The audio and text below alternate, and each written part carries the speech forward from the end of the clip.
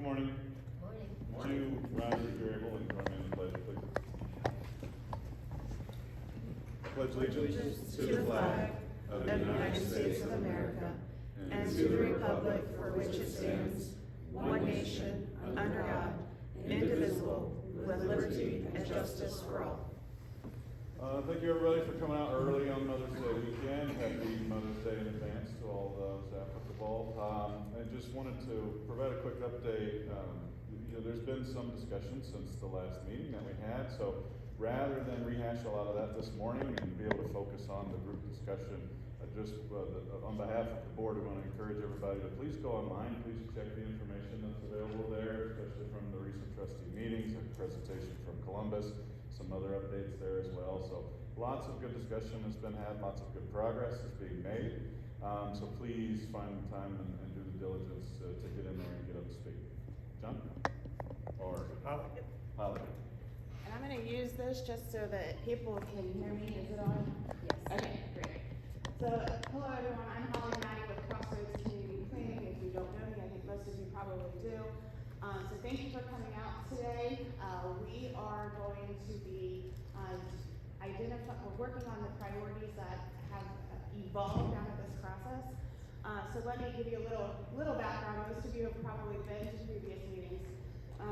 But at our very first meeting, we did what was called a SOAR activity, S-O-A-R, Strengths, Opportunities, Aspirations equals Results.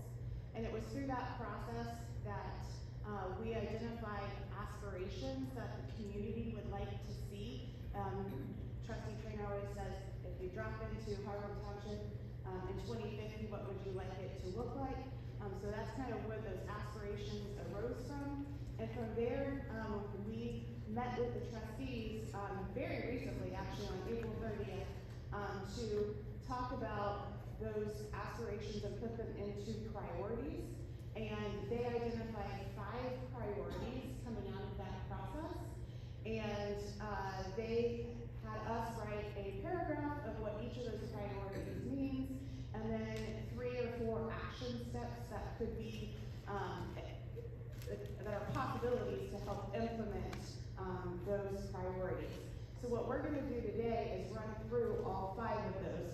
We had originally intended to break into 5 different groups and have you rotate through them, but we have such a small group that today I think we're going to ask you all to come a little bit closer when it's that time.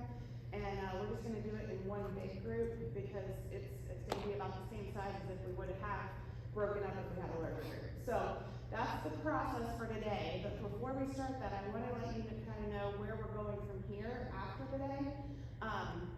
We have been also talking to stakeholders, surrounding municipalities. We've been talking with the county. We've been talking with a number of different entities, Gulf Coast Water, Delaware County Sewers.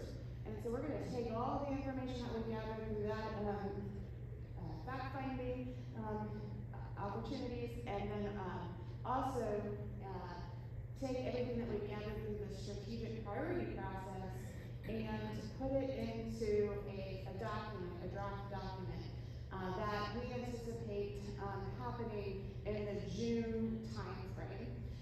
We are also working with our steering committee. That is a 7-member committee that's helping kind of be a checkpoint to us to say, hey, this is what we've heard. Do you agree that this is what you have heard as a community?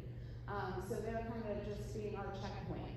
We've been working with them. They did some soup sessions along with some of the community members who did some soup sessions. And what I mean by that is at our last community meeting, we passed out little soup jars, little recipe cards, asking you as residents to go out and work through the aspirations with your neighbors, because sometimes it's easier for your neighbor to open up to you as their friend and as maybe even family, and being able to talk to them at a personal level versus coming to a meeting and giving feedback. So we gathered some additional information through that process too, which fed into these aspirations that the trustees used to create the priorities. So we're going to take all that information, we're going to put it all into that document. That draft document should be coming out again in June. Trustee Trainer is also working with Delaware County economic development and the Montrose Group to prepare an economic development plan that's coming alongside this process. And we'll integrate that into the overall document. So we're seeing this document as being a 5-chapter document. Chapter 1 being an introduction, history, what has happened with Harlan Township over the last several years, and then going into evolving conditions. And I call it evolving conditions. Most communities are existing conditions, but there's nothing existing in Harlan. It's all evolving. It's constantly changing here. So making sure that we're capturing what changes happen and what changes where we are at this point in time. And then we'll talk about the strategic priority process that we have undergone through these communities and with the trustees to identify those priorities. And then chapter 4 will be the economic development plan that the Montrose Group is doing. And then chapter 5 will be recommendations. So taking all of that and saying this is the direction that we think you should go as a township, based on all that grassroots effort of everything that we've learned from the community through this process. We also have one additional step with that, and that we, the trustees felt with everything that has occurred over the last several years, it would be a good process to have a peer review of the document. So having another outside entity come in, take a look at it and say, this looks like you followed a process that makes sense, and that the product is really reflecting what you heard through that process. I equate it to somebody publishing a paper. When you write a paper, you have a peer review of that, so it's very similar to that. So that process will be happening in the June, early July timeframe as well. If everything goes well with all of that process, we anticipate having everything finalized in July, which would then put us in front of the trustees to get approval of the strategic plan, and keeps us aligned with the schedule that we had said we were going to be on, and starting in January, going through the end of July. So we are on schedule, and we anticipate that that will continue. So with that, before we identify the 5 priorities and have you all come up and work through those, are there any questions that I can answer? Field trips. Thank you. In June, we anticipate the steering committee attending field trips. So there are 7 steering committee members. We anticipate that they will all visit a different community. We're going to identify some of those they will help us identify them, whether it's a New Albany, Evans Farms, something that is similar to what maybe we think Harlan Township might go, and look at what it looks like. What do they like? What don't they like? Maybe even talk to local officials and residents, and hopefully even some that were there prior to the development coming, so that they can get a feel for this is the process they use to get from step A to step B, and the process that they use to help residents understand the change that occurred in that community. And it'll also identify what kind of architecture maybe the community might like, and the development style that the community might like, because there's different styles in different communities. So each of those 7 steering committee members will be visiting a different community, and that process will feed into this end product as well. And is there anything else you want me to add to that? No? Yes.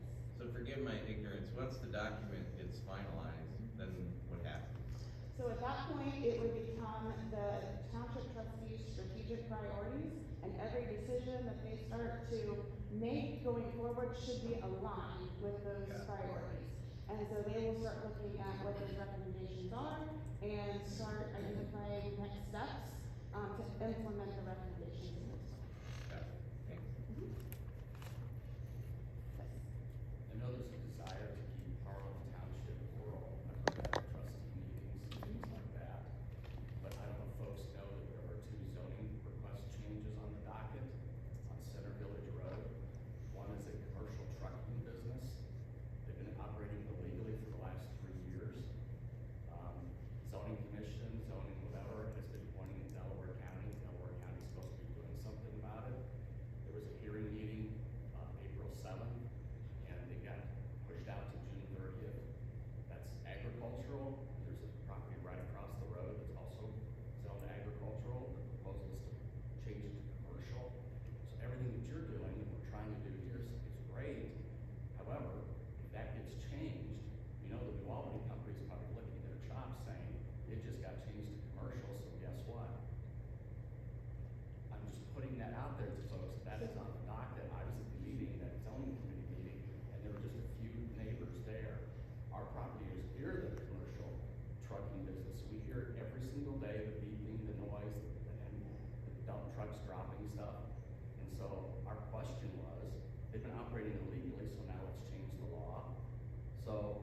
we wanna do that and say, hey, we wanna keep our township rural and that, but if it does get changed, guess what? We're behind the eight ball at that point in time.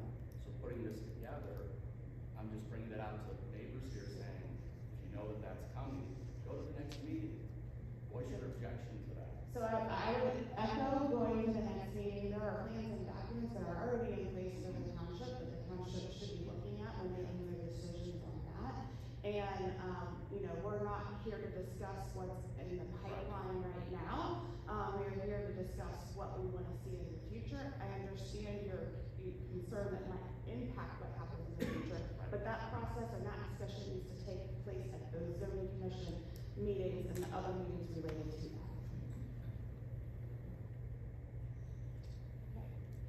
So with that, I'm gonna ask everybody to come closer, because Angela's gonna be writing on the boards, and I'm gonna be facilitating the conversation. And I'm gonna pass out a document that shows the 5 priorities. Can we do that?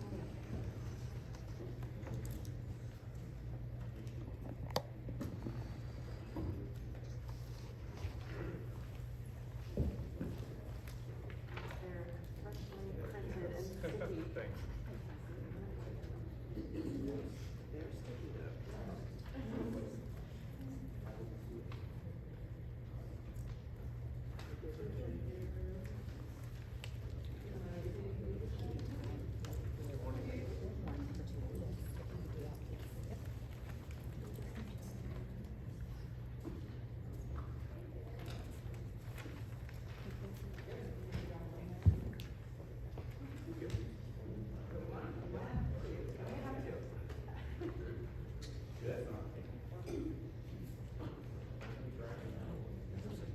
Good morning.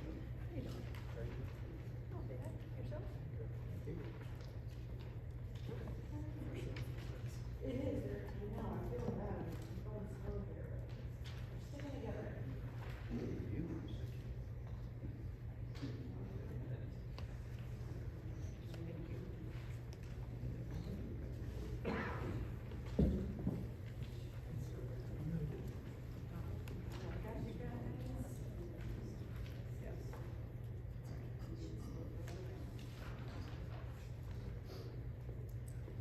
Alright, is everybody on now, or is it? Not yet, sorry, Okay, I'm that's being okay. slow over here.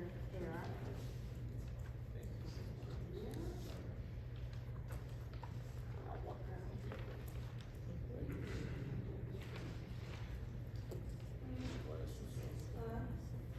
And while we're doing that, I'll just introduce my team. Kelsey is here, passing out. She's with Crossroads. Ben is also with Crossroads. And then Angela Cryle is with Cryle Communications. She's a subcontractor to us, helping us with communications and facilitation of public communication. So, and then Lindsay back here is on the, communications subcommittee for the township. She's a township resident, and she's been helping us, with all the, communications to residents, for RSVP and getting the word out about the meetings. So, all right, so everyone should have a copy of the 5 priorities. This is in draft form because we know that we will have revisions to this after this meeting today. And we know that we hope to have more action steps than what we have identified here. So the 5 priorities that the trustees identified during their April 30th meeting was, they are country, suburban, lifestyle, and economy, intentional growth and development, maintaining healthy relationships, internal and external, community identity and pride, and safety and well-being. So let's break those down. We're gonna start with country, suburban, lifestyle, and autonomy. The conversation that I heard at the trustees meeting where they were creating these priorities was that the aspirations that they were hearing from the community was to maintain a rural lifestyle, to maintain an agricultural economy. And the trustees said, is that realistic? What do we look like today? There was discussion about having 3 large agricultural, landowners that produce agriculture. Everything else is on a smaller scale. So are we really an agricultural economy today? And can we, what is rural lifestyle, to everyone? So there was a shift in conversation from the term rural to suburban. And the reason that conversation was happening is because of the infrastructure that is on its way.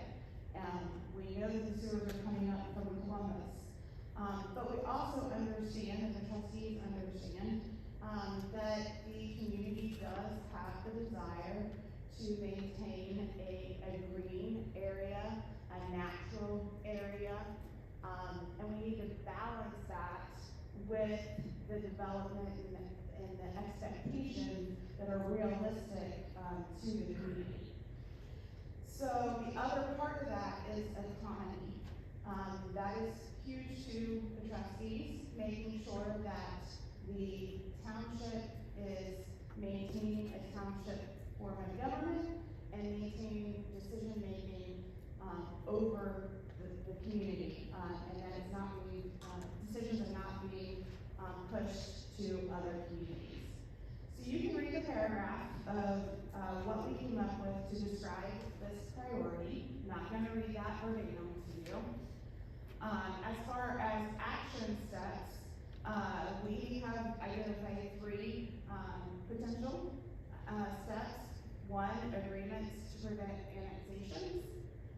2, reimagining zoning districts, zoning overlays.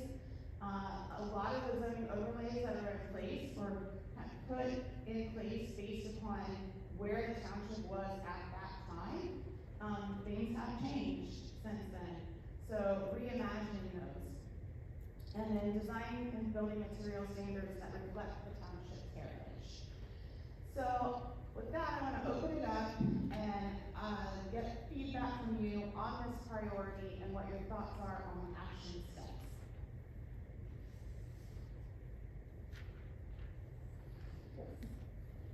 Well, in reading the document in general, whether it's this section or the next section, nowhere does it really address what I think is the root concern of a lot of people here, whether it's maintaining the rural feel of the neighborhood. Hopefully it doesn't move towards a suburban feel because you're already walking that back, and that's not a good place to go as far as the majority of the community is concerned. But my concern, my neighbor's concerns, probably a lot of the concerns in this room are revolving around apartment complexes, high density housing, stuff that's going on like up in Sunbury at 71 and Route 36, 37. That stuff is out of bounds for most people, and none of this addresses that.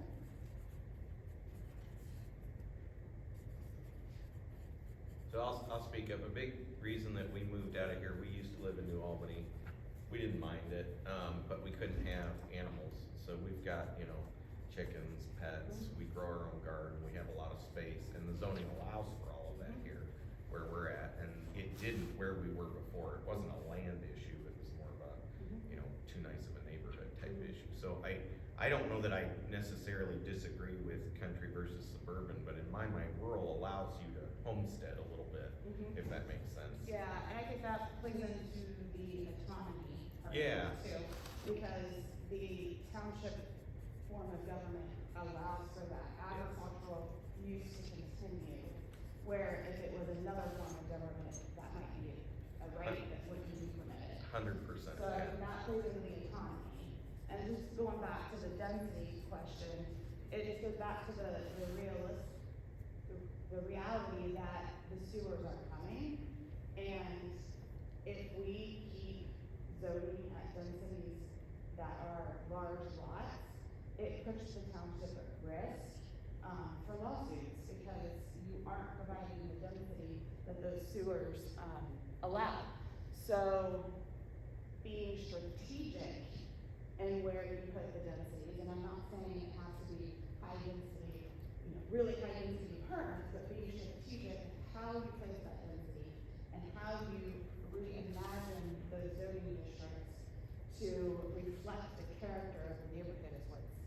really important moving forward with that. So I'm ignorant on the sewer requirement, like density type stuff, but is that something that gets averaged, right? So could you have like a zone of the township where it is super high density and then be able to significantly lessen density somewhere Correct. else to Yes. average it Yeah, out? yeah. That's something we have heard loud and clear in all of these conversations, Yeah, is that, like, if we're gonna do anything, be smart about it, don't Yeah. spread it out everywhere, keep, like, intentionally set areas where it's still 100% agriculture. There's a small area where maybe there's some housing and stuff like that, and then there's another area that's a town center where, you know, you have small businesses and things like that. I mean, that has been very, very vocal with all of you, and we've heard that loud and clear, which I think speaks to the second priority. I was getting ready to Yeah. say, I'm in it leads into full the second support of that. priority. yeah, I'm good with that. Yeah, Is there anything else on this one, Holly? yeah, and I don't think, is there anything else on the first one? Yes. Something on the zoning, one of the things that happened when Fanshawe was rezoned, the west side is 12 units per acre, Yes, east side is 8. yes. Talking to developers, I'm on the east side, 12 would be ideal. Okay. So that's something that really needs to be looked at harder.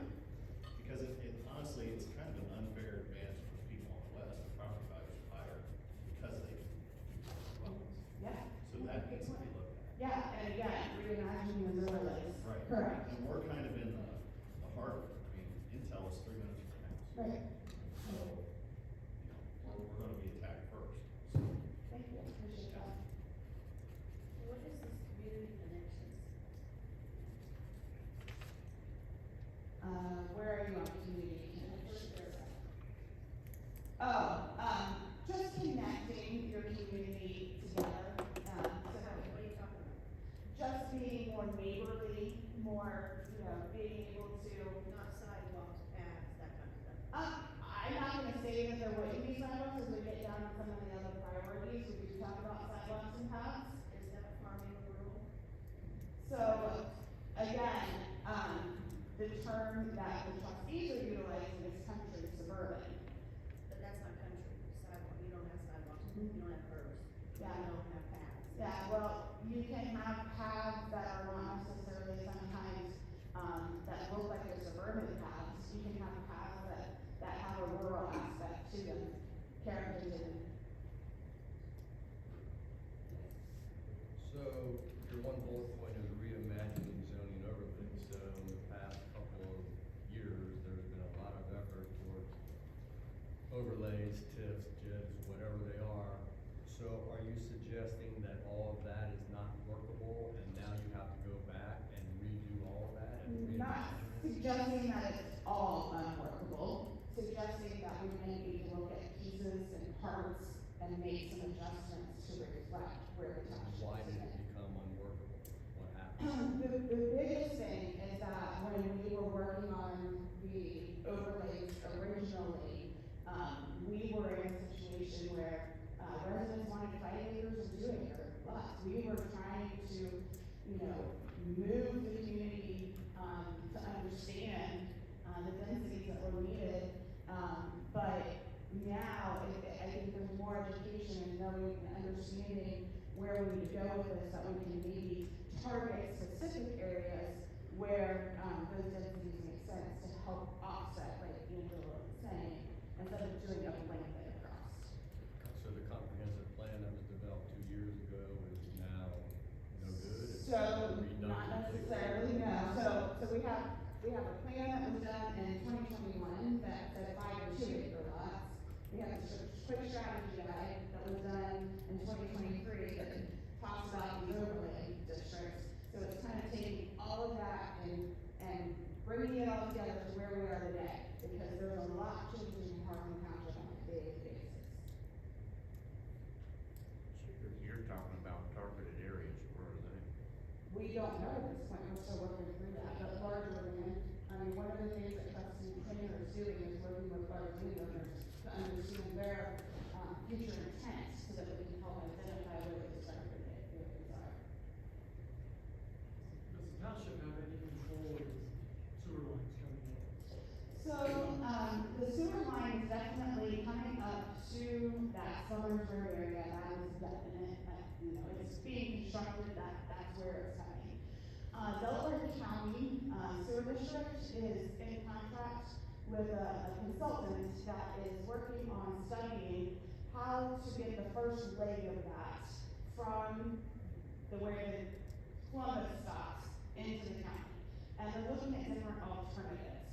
And as part of that process, they've been involving the township, so that there is township input on where that goes. We can't stop that.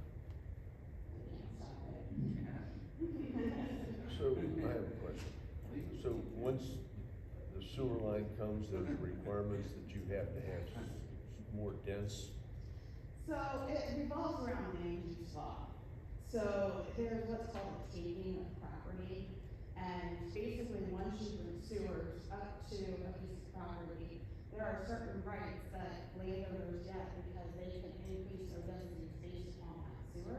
And if you do not provide at least some density to accommodate that sewer, there could be potential partial takings of the property. There are land use law cases involving around that. Just again, I'm ignorant on some of this, but I think I have an idea. So like, a good chunk of the land between, Harlem and Miller Paul is already owned by development companies and LLCs, right? So the reality is that sewer down at Smothers, even if we wanted to say, hey, don't bring that up, they're already talking to them to bring it up so that they can maximize the return on their investment, Yeah, right? I mean, there are key parcels that have been purchased, Yeah.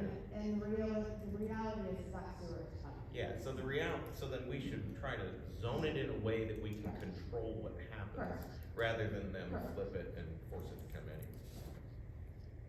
Yes. No, I've been involved in the overlay process and zoning. When you start talking about changing, keeping rural to now making suburban, that changes the whole, what we were doing with the overlay process, is we were saying, yes, the overall development standard, with or without sewers, is one house for every 2 acres, but 50% of the overall property in that development is open space, which means you have a house essentially on 1 acre of property. If you're gonna start moving towards suburban development and redo the overlay districts into a suburban style, we're gonna have rows of houses and no open space. So I don't think that's the intent. I think country. That's what it's, you're talking about rural, and you're talking about suburban. So I think country suburban is the term that the trustees are utilizing. I believe that, the conversation has continued to be to target open space, and we talked significantly within these, priorities about large swaths of open space, natural beauty, tranquility. That all comes with those larger, amounts of dedicated open space. But what we're talking about is targeting, the denser areas to certain areas. So looking at that major area, looking just north of that, making sure that those areas, reflect the sewers coming in and coming down through there. We're not talking about, trying to create this cookie cutter subdivisions. I don't think I've heard that on any of this town. So to keep us on time here, intentional growth and development, we kind of led into that, talking about making sure that, our policy and regulations align, with, expectations and help guide the land use decisions and community investments, to create a more resilient and vibrant community in the long term. We heard a lot in the, first community-wide meeting that we had in February about balancing, the land uses, to create a sustainable tax base. We've heard that in every, group that we talked to. So fostering a mix of housing and employment opportunities. We know that housing is not necessarily a land use that creates a sustainable, tax base. So making sure that we integrate that with employment opportunities that can help foster a healthy tax base for the township. Again, intentionally and proactively directing development towards infrastructure, targeting that infrastructure, putting the density where that infrastructure is to help offset the rest of the community. And incentivize that, incentivize where that development is going, to make sure that that's where it does go. And whether that's through zoning or other, tools, making sure that we're putting those in place in the right area. Thoughts on that? Probably similar thoughts to the first priority, because they kind of are hand in glove.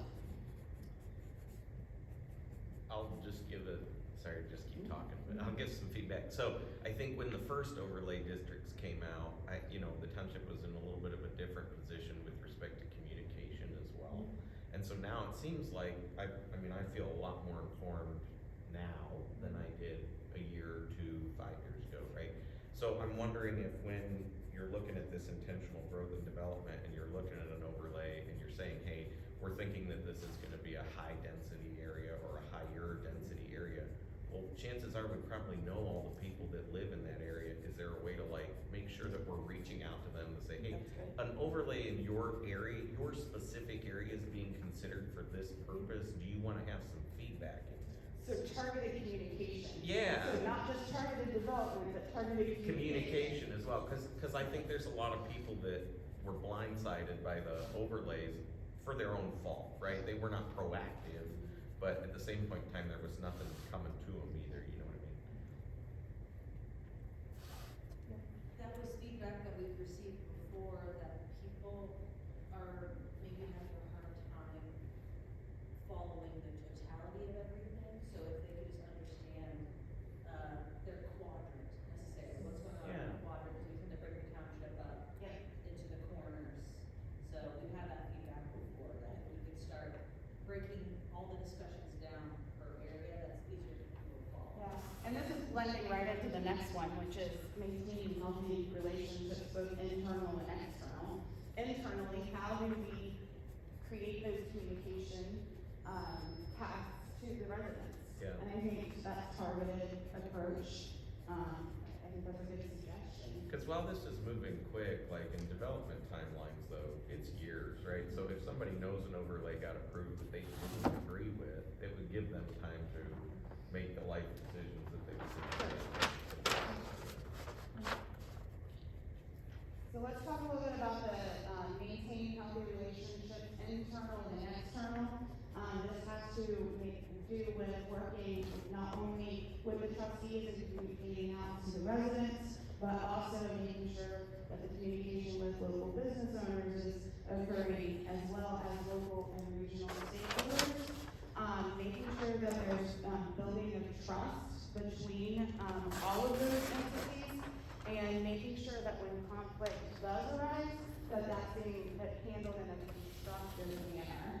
Some of the action steps that we're seeing on there are being consistent by basic decisions, on identified priorities, creating systems to resolve conflicts, and then build and maintain open lines of communication, both within the township and with external entities.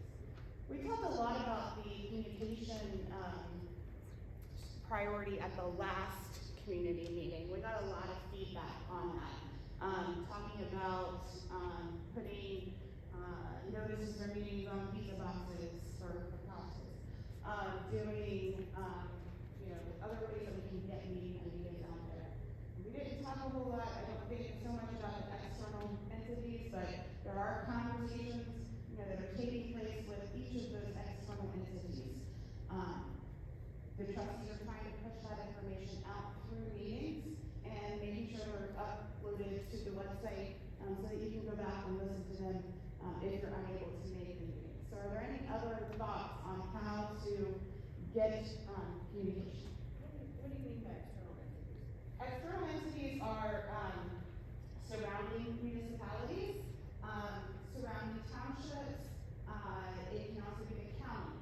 So there are external entities that put pressure on the township, in helping understand what those entities' visions are, what their priorities are, and understanding how it impacts the township, and how to build those relationships, so that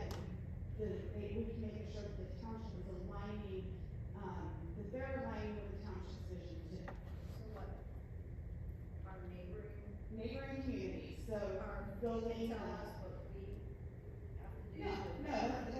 we're trying to understand what they're saying, so that then we're trying to, tell them what our vision is, so that we're helping align everything, so they're not coming in and putting external pressures onto the township.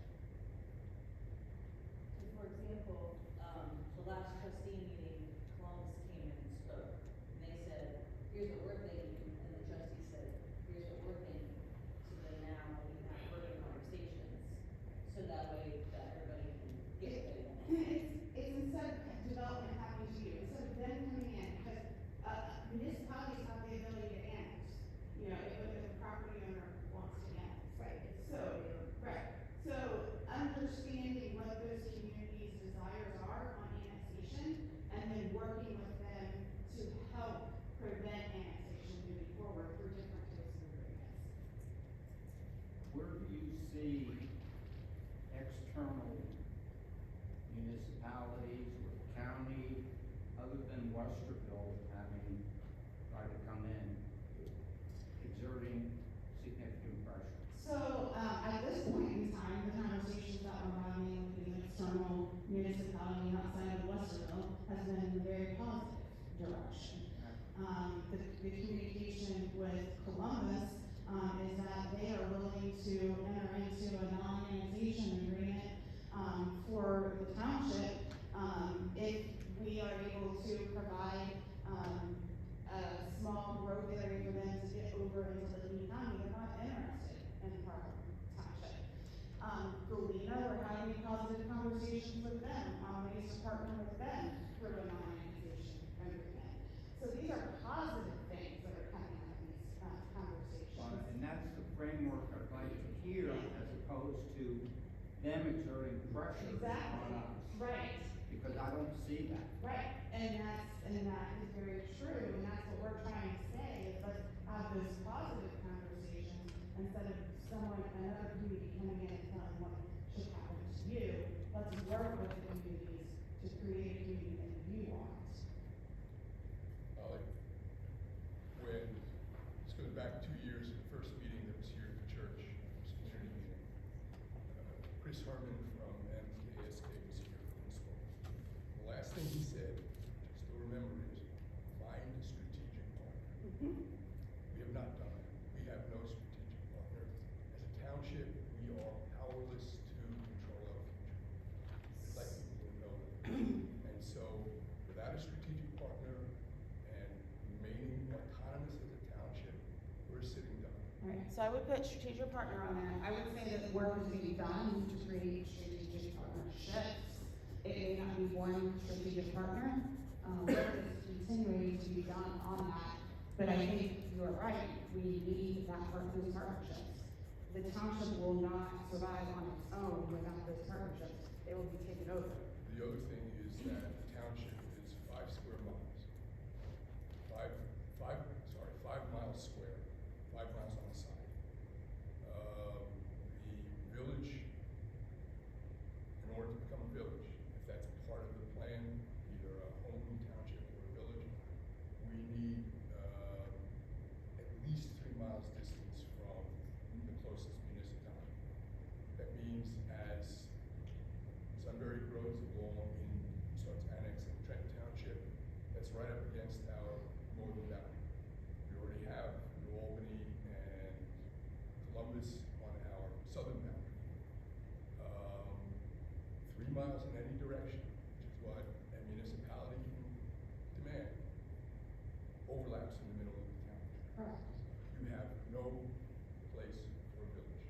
If any of the surrounding communities object, there's no place for a village. So we have some small areas that potentially could meet the population demands, very small areas. But the key to that is what you're saying, is that if the municipality disagrees. So going back again and making sure that we work with those municipalities in a positive manner to create partnerships, to make sure that that the township visions are being aligned through that. But as a township, we have no power to enforce any of those, or even to negotiate any of those agreements. Totally powerless. I I'm talking about agreements that you do have the power to negotiate. Cooperative economic development agreements, joint economic development districts. A lot of those things, and I should have mentioned that we're working on a frequently asked questions document. It's in the hands of the attorneys right now to review it, but to get out what those terms mean so that the average resident knows what all of those are. I don't wanna get into the details and the weeds of that today because, those are things that we can educate residents on what they are over time, but just to understand from a high level that all of those are being worked on. And when we have one trustee who is talking about Home Rule Township and a village in the future, 20 years out, I'd like to see what the numbers on those look like. I'd like to see what the actual possibility of those look like. My research is, it's never gonna happen. We're gonna remain in township until we get to it. Again, it goes back to strategic partnerships, so yes, we can work on, we can write that down as an action item to do. Going back, sorry not to jump back, but going back to number 2, I wonder, is there any way to like do some type of a survey or something that basically says, hey, you own this piece of ground, right? What's your future intent with this piece of ground? I know we're doing it with the big folks, but what I've seen developers do, especially from New Albany to here, is they'll come in and they'll talk to 5 different neighbors, and you think those neighbors aren't going anywhere until they're getting 120% of appraised value. So you start to ask that question and go, does everybody have a number? Is there, I know there's a lot of the population that's in the wiser generation, right, that may not be holding on to their land for as long. Are they intending to pass that to family? Or like, you know, do we really understand what parcels are in play? Yeah. That, so that we're not caught off guard when somebody comes in, assembles them all, buys them, and then does Yeah. something. Yeah, we got that one down, thank you. Yeah. Appreciate that, good idea. And yes, When Tom was talking about strategic partner, is that what Alexandria and another community did by combining together? no, that's more of what that Westerville model was, so those are two, yeah, that's not what we're talking about. We're talking about creating strategic partnerships where the township maintains its autonomy and maintains its own control over itself. Who's the partnership? I don't understand. So when we look at external entities, partners can be any of the surrounding municipalities and stuff that we are currently, we'll have to look at who is willing to work with the township to maintain autonomy and align with the strategic priorities that are being identified with, by the township trustees. So, you know, I mentioned that Columbus is having conversations with the township right now. Those conversations at this point in time are aligning with the priorities that are coming out of this process. So those conversations will continue down that path, but then also understanding what all the other communities' desires are surrounding.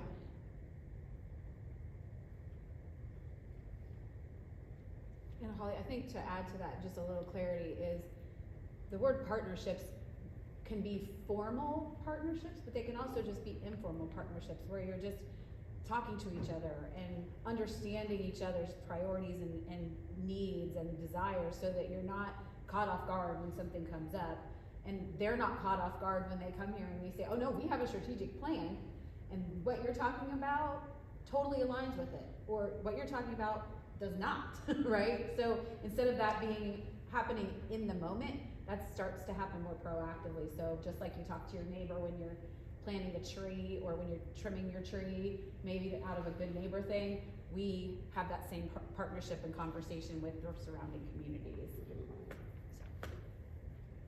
real quick with regards to infrastructure. Something that I see a lot of contractors, development of storm sewers down here are not big enough to handle what's coming. So that's something they really need to focus on, because it becomes a problem down the road. Yeah, so I think, that would probably be under the intentional growth, yeah, making sure we understand the stormwater impacts. Yeah, everybody focuses on sanitary sewer, I feel like the Good stormwater point. is pushed aside. Good point. Let's move on to, community identity and pride. There is, been a lot of discussion about who is part of history? What is its culture? What are their traditions? So being able to utilize those, hone in on those, and to create, a brand for the community, that eventually, evolves into a premier community that aligns with the community's vision. So the action steps for that are, create a village center that reflects the community vision. We have heard a lot about that. That is one thing that the quick strategy guide, includes. We have heard it through this process too, over and over, that, really focusing on the center of the township and center village, and how do we capitalize on that to create the community, that premier community for the township, and, let everything flow out from that town center. And then in addition to that, developing a township branding system so that, everything that is done through the township comes through a similar theme, the logo, the colors. We've started to do that with our slides that, the township trustees utilize when reporting out, so that everything is saying, this is Harlem Township. And then alongside of that, having a branding, system for the community, so that when you drive into the community, you know you are in Harlem Township. And that's done through, identifying welcome signs, directional signs, and places of interest, and all reflecting the brand for Harlem. And then supporting local entrepreneurship. We have really heard a lot about this. It was talked a lot about at the, last trustee meeting where they were putting these priorities together. Making sure that, we're focusing on those value-added type, agricultural, products, maybe a local honey, producer, maybe an artisanal, business owner that's making artisanal products. And how do we, focus on those local entrepreneurships, that will allow them to maybe, create a hub in that village center where they can showcase their products that help support their business in the other part of the township. So bringing that all together, through the other priorities and centering that into center village. Yeah, like, what do you, just for my benefit, not so much for anybody else, maybe Dave's, what is your definition of agriculture? So yeah, so that's one of the things that we talked about, in the last meeting too. What is agriculture, what is rural? It means something different to everyone. And one of the things that we talked about was having a conversation with residents to define what it means to each of them.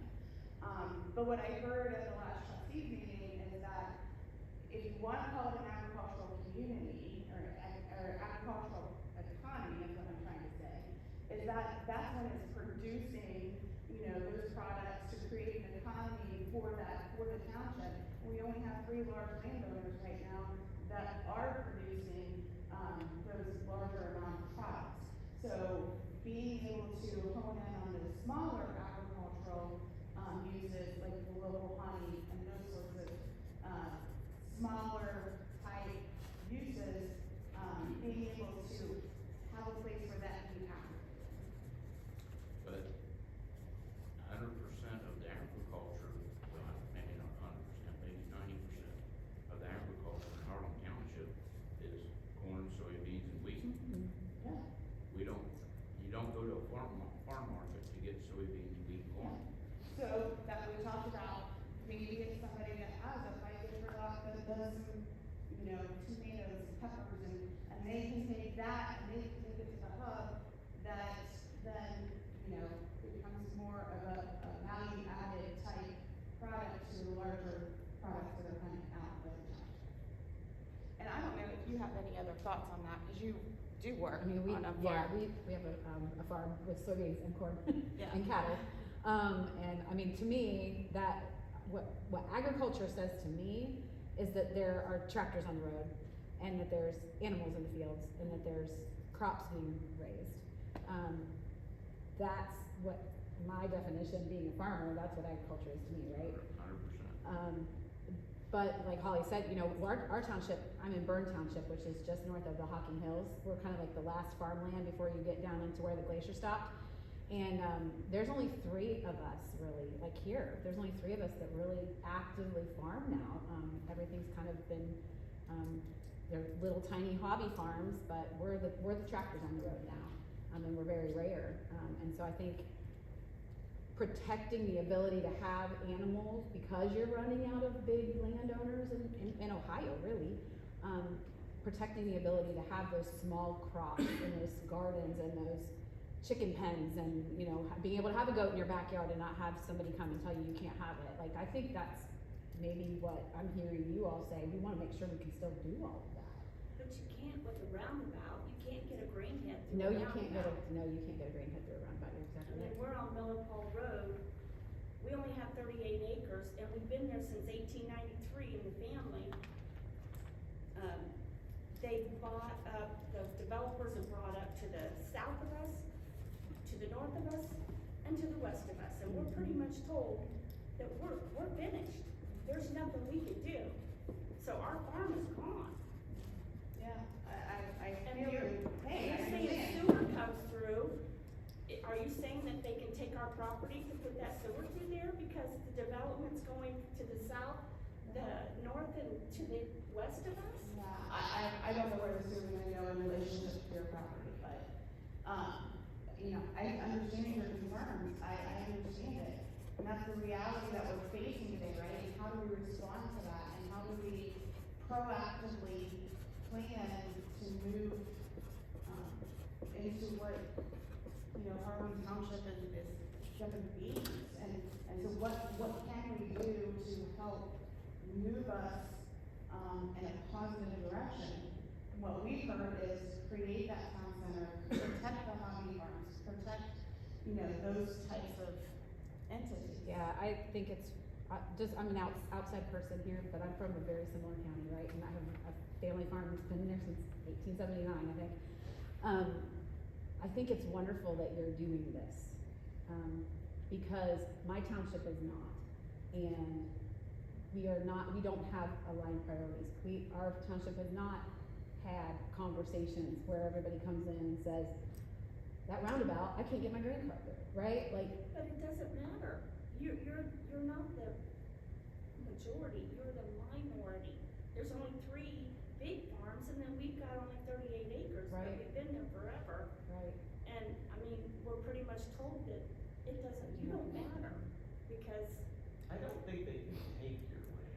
I think it'll become so valuable that the number someone offers would be hard to turn down. do you wanna live, You don't live someplace, when I'm you live sorry. there, So we're you're all You don't on. understand the value of my land. It's not a dollar value. I'm sorry, but what you just said really ticks me off. Okay, I'm sorry, I didn't So, mean to- I didn't my mean to- farm is not a dollar value. I don't It's a think- heritage value. I don't think people can take it. That's So what I'm let's turn back around to, community identity and pride. Are there any other comments on the thought of a community identity, a thought of a village center?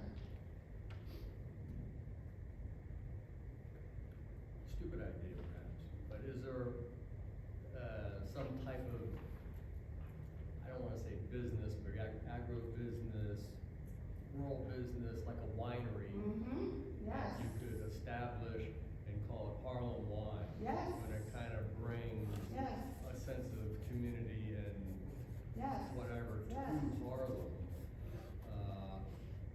And, you know, maybe it's even subsidized a little bit by the township, so that it flourishes and. Yes, yes, very good idea. And identifying where those should be and how it works and incentivizing it, those are all things that are important to help carry that Establish a forward. brand, recognize Harlem, Yes. Harlem.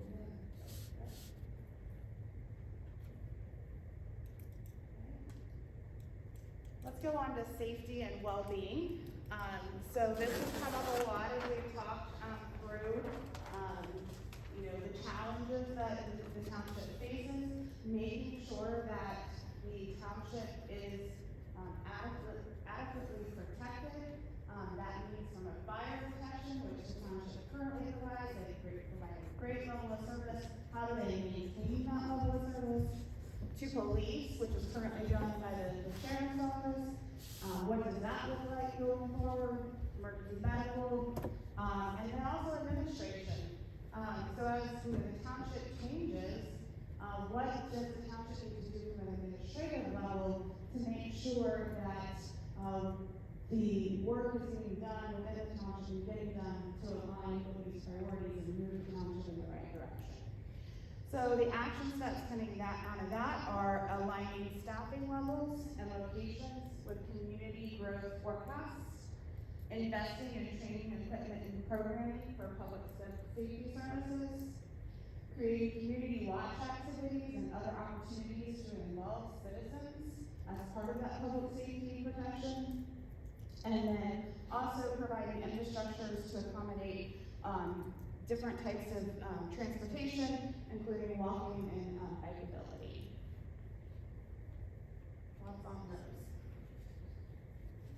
Holly, does the county, do they do the road maintenance for Ronald Township? Does Delaware County do that? So, there are three different types of roads. There are state roads that ODOT maintains, there are county roads that the county maintains, and there are township roads that the township. But if improvement needs done on the township road, It would be the trustees making that decision, yes. is Green Cook a township road or is that a county? Which one? Green Cook? Correct. That is a county, okay.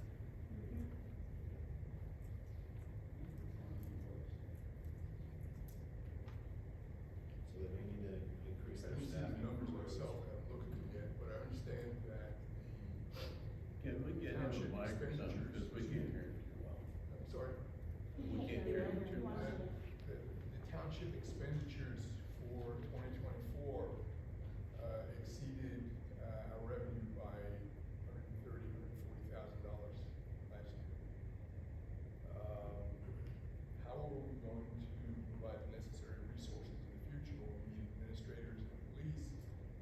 We can't even do it now. Alright, so the question was, how can, the township increase its staffing levels when in 2024 the expenditures exceeded the revenues? So that goes back to, some of the other economic development tools that I haven't dug into the details into this meeting about, but there are revenue generating tools, that the township can enter into, that will ensure as development comes, that they are paying their way for the growth and not impacting, the revenue, the taxpayers that are here today, the residents who are here today. So joint economic development districts, new community authorities, we can talk in details about those later, very high level though, they generate revenue, and it is those revenues that will help pay for these increased services. Yes. If anyone looks at the expenditures versus receipts for the last 10 years, you will find that we, to my knowledge, have never spent what was actually, we always have reserve. That $100-something thousand is probably, Pretty small compared to the reserve that you have. and it's probably, we're not gonna have those expenditures. They budget for them, but they're not used. If you look at even the ones that are online, we've had carryovers for it. And Bob, if you have a home rule township, those expenditures skyrocket. They don't get smaller. Well, understood, but Wait, everything it's that not we're, understood. everything we're looking at I don't wanna have doing. conversations between. No, what I'm just pointing out is the fact that the strategic planning and putting in commercial properties and developing sources of revenue are going to cover future expenses. My understanding is that that revenue goes towards infrastructure, not payroll. Yeah, and the other point to this too is that there is going to be an economic development plan that the Montrose Group is doing as part of this, that will speak into this as well, to help just, determine, what levels of growth and revenue do we need to sustain, the increased growth. Tips, jets, Yeah, ceilings. those all play into it, absolutely, yes. Can we break down safety and infrastructure for transportation safety? Is anybody talking about speed? So speed has come up as a concern, so I think we need to write that down as, an action item that we need to add into there and looking at ways that a township could gain more control over that. There are limitations at a township level, but I think that we need to put that in there too.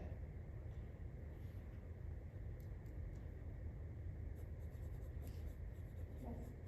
Why can't they build roundabouts that are gonna be appropriate for farm machinery? Yeah, and I seems will, ridiculous. I will let Angela speak into that, but I was thinking out on 22 going out towards Amanda, that those, roundabouts are larger to accommodate. I think so, but farm- I don't know yeah. 100% because we don't farm Yeah. that area. Yeah, so I do believe that there are, that ODOT in particular has increased the size of some of the roundabouts to accommodate farm units.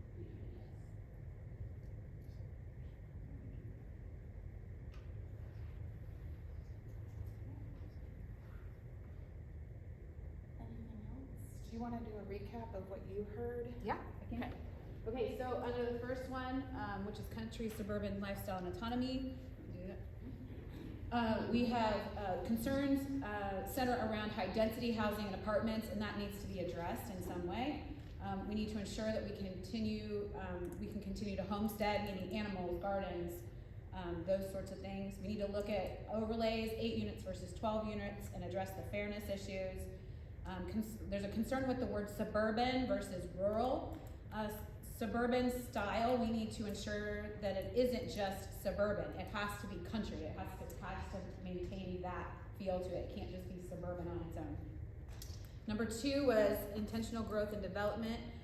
We said see priority number 1, and some of the same concerns there. We feel more informed now when considering overlays, but make sure that we communicate directly to those impacted and help people follow their area's activities, proposed changes, anything like that, versus trying to make sure that everybody knows everything about the township. Let's go directly to the people who are being impacted. Do a survey of landowners and determine their future intent with their land. Maintaining the ability to take farm equipment on the roads. How can we do this? How can we make sure that our neighbors can continue to farm and get their equipment from place to place? Number 3 was maintaining healthy relationships. Having a strategic partner, we heard that we need to have a strategic partner because we don't want to be a sitting duck. There's concern over the location of a village due to municipalities that are close to us. How can we ensure that we have control over this in the future? And we'd like to have more information, statistics, and data about what home rule means. And then number 4 was community identity and pride. What does agriculture mean to this community, and better understanding what is agriculture? What is the definition of it for our community, and what are we making decisions around when we use that word? And is there a way to incentivize more agritourism, winery type things that are going to generate revenue and allow us to maintain that agrarian feel in the community? And then the last with safety and well-being. How do we pay for more services was a question, and the answer really is the economic development tools that are being outlined in the plan that is currently underway. And then speed, that's a concern, and how do we address it? And if you guys figure that out, let me know, because people speed on that road all the time. I would like to know. Same here on Harlem Road too. Yep. Any other comments or questions? Yes. The planning at this point has primarily been on the growth of the township from the perspective of what it's going to look like. At what point, if you are going to, are you going to be discussing things like personnel needs Yeah. for all areas of the township, not just safety, maintenance, cemetery, things of this Yeah. nature? And- At what point are we gonna look at space requirements? Yep. We have to hold meetings anytime you have more than 70 people or so at the church. At what point, the maintenance department for a number of years, I mean, they can't even use, they don't have a bathroom. No, that's a good point, and, I collectively tried to capture that under safety and well-being where I talked about administrative programs. But spelling that out under the action items of looking at cemeteries, looking at road department, looking at building needs, I think that is a really good point, that there's some building on that priority and those action steps.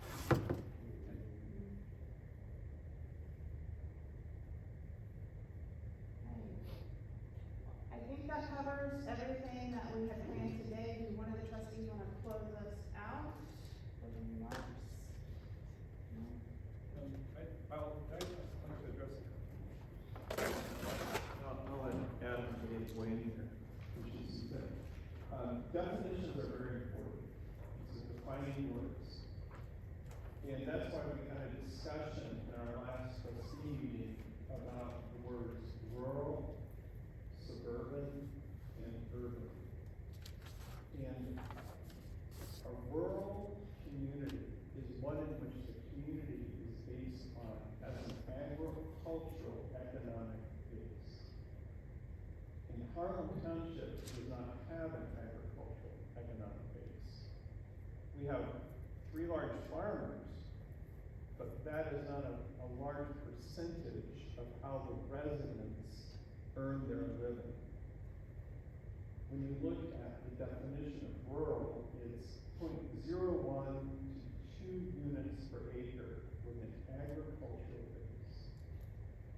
When you look at the definition of urban, it's 5 to 10,000 people per acre. Well, that's New York, Chicago, etc. When you look at suburban, it's 2 to 10 units per acre. And generally, a mobile residents that work outside the township or outside the area and commute back to their homes. This is precisely what Harlem Township is. We are a community of suburbanites that basically live outside or work outside of the township, but we have chosen a country lifestyle. We like living on larger plots of land and not being able to reach out and touch our neighbor's house. We value the country aesthetic that is here. Now, I learned a new word in this process, and I'm gonna share it with you, but don't get hung up on it. It's the word expert. So think of Buchanan as a suburb. Harlem Township is really an expert. We're that suburban area past the suburban area that really, I think, as we walk on this path that you identify these priorities, we're saying we want to maintain a country aesthetic and feel in our community, though we recognize we're transitioning with the oncoming infrastructure from a completely undeveloped township to a developed township that maintains a country feel. And the challenge for the trustees and for us as residents is over the next couple of decades to watch this process unfold and to do it in a way that is happening with us and not to us. To that point, the trustees have decided that every month they will begin having a meeting that's focused solely on strategic development. So we'll have our normal trustee meeting, and then we'll have a second meeting that we're just talking about these things because we recognize they're so important. And so in May, on the 28th, I think, we'll have that meeting. The second point, you talked about identifying particular areas. We know that the southwest quadrant of the township will develop first. And so on the 23rd, there will be a meeting. This is not a public meeting, about a meeting of all the large landowners and even small landowners that are in that quadrant, so that we can have a conversation with them and say, here's where we are as a township, here's, the sewer folks are gonna come in and give a little presentation, Dana McGann's gonna say, here's where we are economically, the township is gonna give an update on where we are strategically, but then we wanna listen to these large landowners, some of them developers, and hear what their plans are. And the goal would be that we not work independent from each other, but that we attempt to work collaboratively so that as the township is master planned, there's a commonness, there's a thread that runs through development, through design, through appearance, through density values, etc., that begins to resonate across the township. And really, that's going to be the first opportunity and an important opportunity to develop in a way that is intentional. There are a number of forces coming together that will make this challenging. The timing of the infrastructure, where the township is currently, the need for these economic development tools to generate income, to enable us to do some of the things that Tom is talking about. So this next 5 to 10 years, it will be very fascinating. And as I was talking to the Pierces, deeply value Mike's commitment to his land. And the reality is, I was very frank, Mike, I think you got 5 years, nothing's gonna change. I don't know the outcome. This is kind of where we are as people. Home rule is interesting. The population of the township is currently, just like about 5,200 and some people. Adam's pursuing what that means. There's added responsibilities in township. Trustees have to weigh. Do we think this is a good path for us? Incorporation is something that in 2 decades, trustees will have to wrestle with. It requires 800 people per square mile and 2 square miles. The best location for that is northeast of Center Village, where there currently are open fields. This is not an urban feature. However, it's something that township, at some point in time, will think about. Can we be municipality on our own? Do we want to wrestle with, now that the county roads will become the township roads? Do we want to embrace that reality, all those responsibilities and financial obligations? That will be for future generations to decide. But it's something that we should at least have on our radar and build a framework, a groundwork that helps them make good decisions. And that's why these strategic priorities are so important for us to identify now, because they become trajectories that lead a decision-making process for the future. Adam or Dave, do you guys have comments, insights? Concur with what you're saying. Okay. Ma'am? Several times it's been mentioned that there's only 3 large farms in our township. What determines it's a large farm? Can I ask who these farmers are? Because I know there's a lot of farms. Yes. Oh, Dave. Speak to this. He's one of them. I'm one of them. Sure. Piper family, I don't know who the other is, but we're talking production grain, and that's what Mike said, corn, soybeans, wheat. Right. And and it's kinda odd that you bring this up. Yesterday I faced mowing my yard, I'm sitting on the barn porch, got a view of 605, it's 4:30 in the afternoon, and I'm wondering how many people northbound can come in a string of cars and stop at the 4-way stop. They were like 200 feet apart, it's continuous. Now, we move farm machinery, we get a lot of mutilated hand signals when we're on the road. Our combine is 18 feet wide without a header. And what, Pierce has talked about, a grain header, pulling a header on a trailer is, 45, 50 feet long. And roundabouts, I said something to the county guy at one time, said, well, you just drive up on the center aisle. One other guy told me, says, well, if you're pulling into that with a semi, to make a right turn, you gotta go around the circle to the trailer track. Well, they've got the roundabouts built a little better to accept traffic now, but, we get all kind of, grief. I've farmed behind houses before where frontage got sold off, and usually anything anybody doesn't want to see in their yard, they put it out in the field that they don't know. And that's not fun, it's anywhere from tires, concrete blocks, to rock pile, to lumber, a burn barrel, who knows what. So, what we're trying to do and what we've talked about, the agriculture, we're including what Holly mentioned, people who do the honey, the truck garden, different things like that. My one employee lives in our farmhouse that we built a new home. His wife is, getting into the gardening and all that kind of thing. She's got a few chickens, selling eggs and that kind of thing.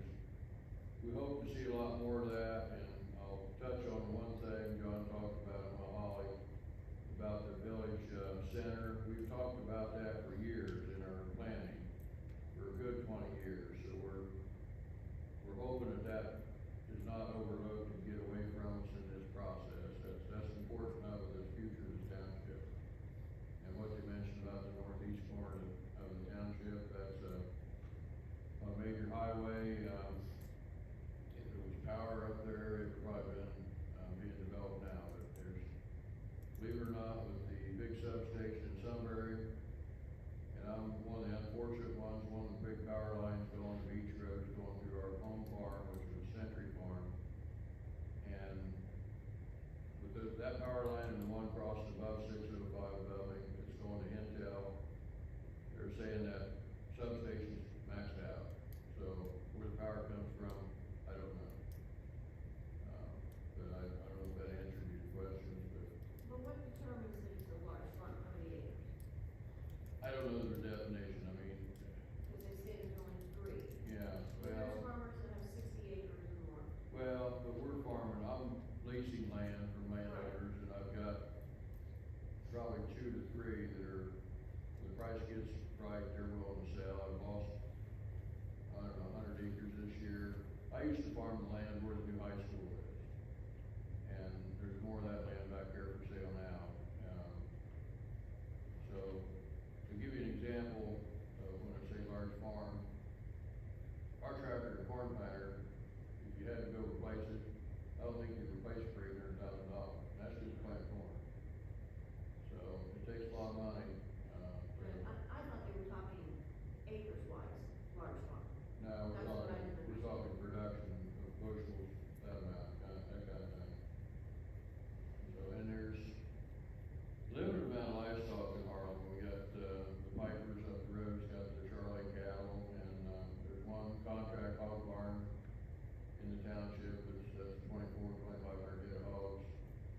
But other than that, there's just, people got a few critters, and it's, not like it was when I was growing up. Back then, you knew everybody on the farm had livestock, chickens, cattle, and a few hogs, that kind of thing. So, who'd ever thought that, back when I was younger, we used to take our grain down to New Albany, there where the brewery is, there was a feed mill, and they bought some grain. And, that's all gone, of course, and, same way in Sunbury, they had there where the accountant office is, across from Certified, that was a feed mill, and there was a landmark where, Dunkin' Oil's office is, that was a feed store and a grain place, but we got the one ag supply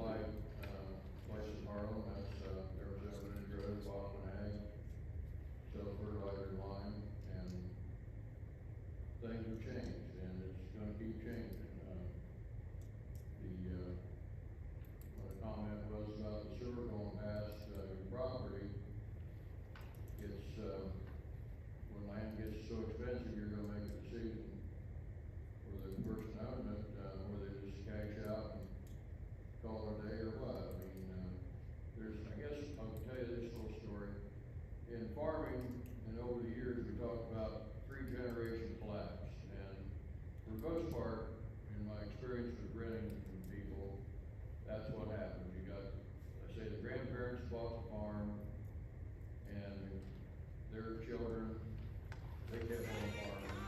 The next generation, that was the collapse. They were not tied to the land, and when they inherited, they sold. But there's a few of us hanging on. I guess we're not smart enough not to. But, of course, in my wife and I's instance, we don't have any children, so it's gonna be a different situation with us. I've got a couple cousins who could farm or something, even the person that, works for me, but, we'll see how that all plays out, but we're hoping, as John said, that the strategic plan to fall together, be prepared, and everything, the overlays, and everything, we're gonna relook at those, as you said, MKSK is gonna be the company that's gonna overlook everything when we get this done, and give us a high altitude look and tell us if we've missed a spot or we've overdone on another spot, that type of thing. The, sewer coming to, the corner township, there are Smothers, that's, I don't know if you knew about it, but it's a 72-inch line, it's 160 foot deep horizontal drill from, Walnut Street. There's one shaft up tunnel to the surface in between. And they didn't put that thing 160 feet deep for nothing. We're talking with the sewer department about running 48 off of it, the Delaware County part of it. The study, as John said, is, in process now. The county's contracted with a firm, and they're gonna give recommendations about the best location, and I kinda would like to have myself, somebody else overlook that and say, yeah, that's the best location for that. And Columbus Hawks, we're kinda excited about that, when the gentleman comes with Brian Smith. Brian Clark. Clark, I'm sorry. Talking about a partnership with Columbus for an annexation agreement. That's words I never thought I'd hear in conversation in an open meeting. So we're hopeful of that.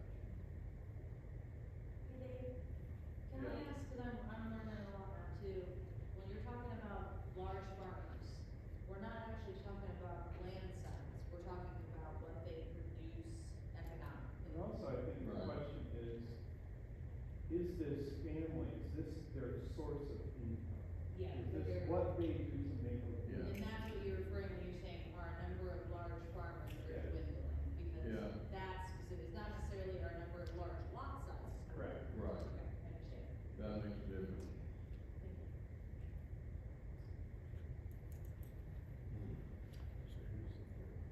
Thanks, Dave.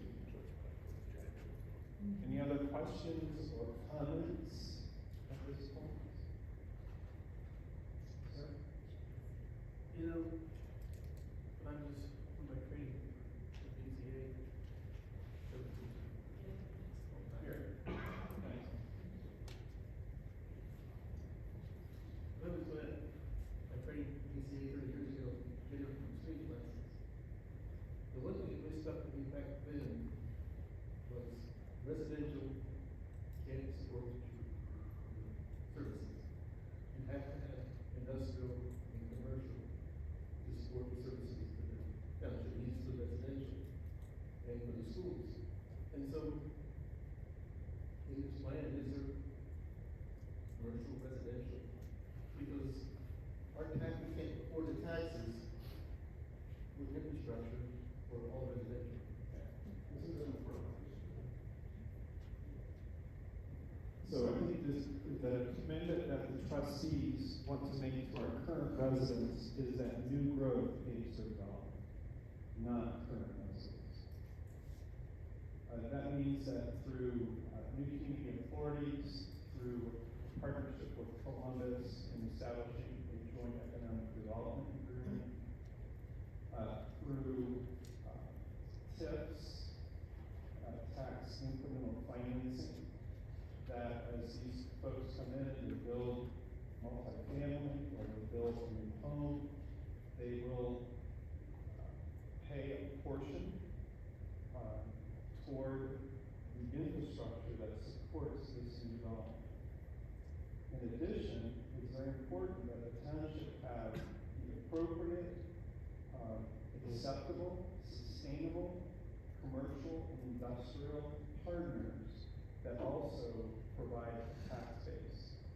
And when you look at the overlays that have been designed, there are allowances for these kinds of uses, particularly around the periphery of the township, and to some extent in the northeast corner of the township. And so I think you can anticipate in the southwest corner, where there already is some of this commercial development, and then across the southern tier, as sewer makes its way across that southern tier, these kinds of mixed uses that then provide this economic base to support things that Tom was talking about, whether that's employees, road improvements, or infrastructure, et cetera. I have seen numbers over the course of the next 50 years, the township will generate 1.some billion with a B dollars through the use of these economic tools. That is, that trustees 50 years from now will be dealing with an entirely different infrastructure, budget, and way of life because of what's going to occur during this time frame. That's why it's so important that now we're making good decisions, because we recognize the stewardship responsibility that is ours, and that we as a township don't want to be taken advantage of by folks around us. We want to work with. This is incredibly valuable in intangible ways and tangible ways, township, that we want to grow. That's a very important question. My opinion. I understand what you're saying about the infrastructure, the new residents, companies or whatever comes in, they're gonna be paying for that. Yes. But it's his concern about property values, that's not gonna affect the property values. Our property values are still gonna go on the site because your land values are gonna go up. Yes. So there goes your taxes, and there That's goes the people that can't afford to live there. Yeah, that is correct. Good, it's a good observation. Yeah. So you mentioned working with the surrounding entities, et cetera. To that point, are you aware of a meeting that Galina's having on Monday about their development, their possibilities of having high density Yeah. neighborhoods? Would you like to speak to this, Alan? How is that gonna impact us, and what are we doing to? Yeah, to great participate? question. I guess I would say that we have an ongoing project with Galena and as it relates to utility services in the northwest corner of the township, future potential. But Galena, I would say, also has their own priorities as far as how they want their village to develop. So I live in the northwest corner of the township. What specifically are they talking about? As far as what growth and development they have within the village, Well, within, you just said the township, so what are their plans for the northwest corner of Harlem Township? so Galena has no plans for the northwest corner of Harlem Township. The Harlem Township Board of Trustees has plans for trying to provide some utilities by means of sewer to that corner of the township.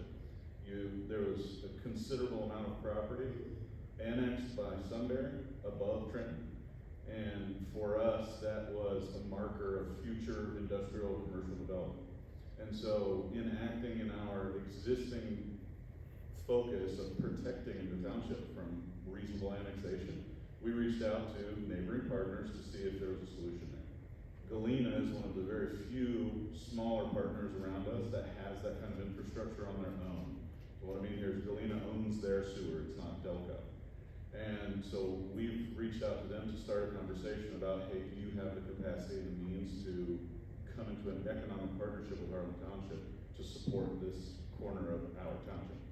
And so these are conversations. There has been no official agreement. It has not come for a vote. They're just conversations to see if it is feasible, what sort of economic impact that could make for us and for Galena. But as far as the development inside the village, I couldn't speak to that. That would be a question for Galena. But the agreement would include a non-annexation clause.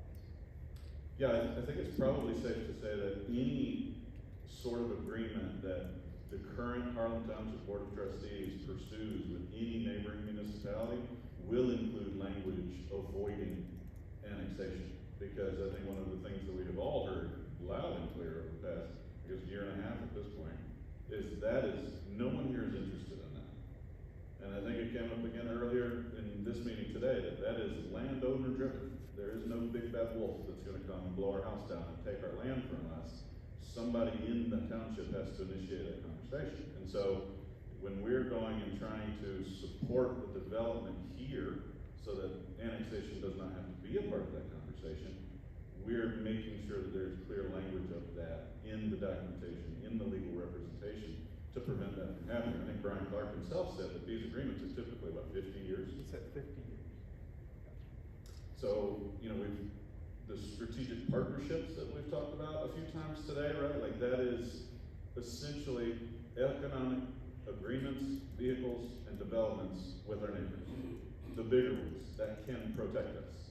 And Columbus has already demonstrated a willingness to help protect Harlan Township in some of their recent actions. Yes, ma'am, what's talking about? So Galena, you live in Northwest Corner, so do I. Do we, the people that live in that area, have any say-so in this water, sewer and stuff coming in? I spoke to someone that lives in Galena, she said the sewer is very expensive. I don't know what it is to tap into it or not, but a family of two, it's over $70 a month. We don't pay that when you're on the septic or aerator and that. Do we have any say-so in that? Yes. You would have say-so in whether or not you chose to tap into a sewer that becomes available. I don't wanna know about tapping it, I wanna know if we have any say-so in it coming into our part of the township. You would wanna check, I guess, probably your deed on your property, right? And if there's any sort of easement that's allowed for something like that. So, if you don't have any area that's deeded in your property for sewer or utility easement, then no one's gonna build that through your property. But as far as the trustees would make it, someone other than the residents have a say-so in saying, if we want it in our area, it's gonna be done by the trustees or this company or whatever, if you decide to go in with Galena. There would be public conversation about a situation like that, but yes, those agreements are decided by the board.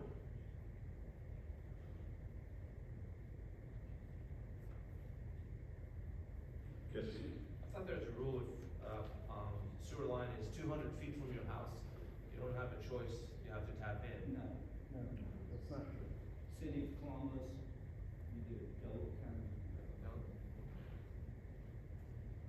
The meeting that you're referring to, Galena, is internal. And as Adam said, it's based on the village itself. And just as if you look around how many people are here today, that has been in discussion for months and months. And so it is not anything new.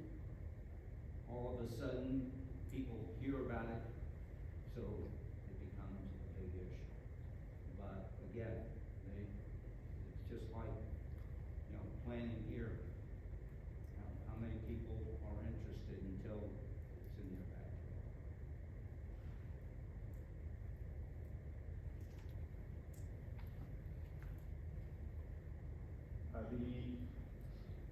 What I learned about sewer is that the Ohio EPA designates areas for municipalities to provide sewer. And so that northwest corner is actually a designated area for potentially Galena to provide sewer to. Delaware County is in competition, one would say. And the township's opinion is whoever gets there first, whether that be Delaware or Galena, will probably provide sewer. And we're probably looking at a decade, before this. I mean, if it's Delco, it's that far out, but Galena would have Could be means to sooner. get their sewer. Yeah. So, but you as a resident will have an option about whether or not you tap into that. But it's a very small area. The important part for us is the non-annexations, that we keep our time, so that you don't have to worry about Galena coming in and telephones. And also, it kind of protects us from Sunbury coming down. That's right. That's right. Yeah. Can you explain why that protects? So, one thing that's, I will, Lindsay, this idea of partnerships, we have appealed to the commissioners to begin informal meetings with local stakeholders. And so in a couple weeks, Galena, Sunbury, Berkshire, Genoa, Harlem, Delaware County will sit down around a table informally and begin having conversations about what's happening in each of our municipalities so that there's knowledge that is shared and we explore potential areas of collaboration or understanding. What we discovered is that there is an inherent mistrust between entities. That just, it exists because we're humans. And so one has to work on open communication to build trusting relationships, and the commissioners have agreed to make this happen. We think that's a great thing for our region. There's such a group that's met along the Route 33 corridor between Dublin and Marysville for the last decade. They meet every 2 months, and they just continue this process. And we think that's a very healthy model that will help us as not just a township, but as the southeastern region in Delaware County to develop effectively. So that's a good thing. To Lindsay's point, and maybe I'm gonna let you tackle this. I'm not quite sure how the agreement with Galena stops Sunbury. So it really depends upon who can provide the sewers, right? So if Galena can provide sewers down there and we can create a joint economic development district with them, that would put an assessment on those future neighbors coming in and developing that area, an income tax that's equivalent to the Galena income tax. So because annexation is property owner driven, a property owner who has a jet with income tax that's being collected by Galena would be less likely to annex into Sunbury because that tax doesn't go away. So it's Sunbury tax over top of the jet tax. And then also, the other reason why people choose to annex is for sewers. So if sewers coming from Galena, that is that reason as well. That's why she's. All right, anyone else? Thank you so much for your participation on a beautiful Saturday morning. We hope you enjoy the rest of your day and stay in touch and stay informed. Take care.